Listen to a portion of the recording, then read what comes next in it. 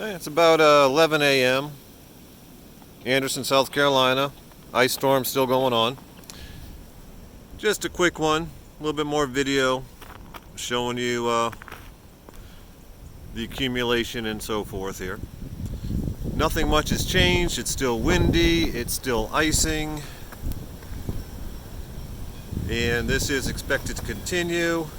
I heard on the South Carolina Skywarn that Star, South Carolina, which is a town next over from me, is currently without power. So I would probably expect the same here shortly.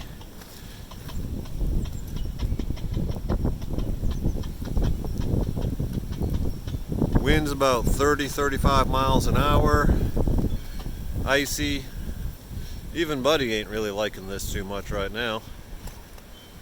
I think he likes the snow, but he don't like this ice or freezing rain. What's up, Butters? You ready to go in? Alright, let's go in.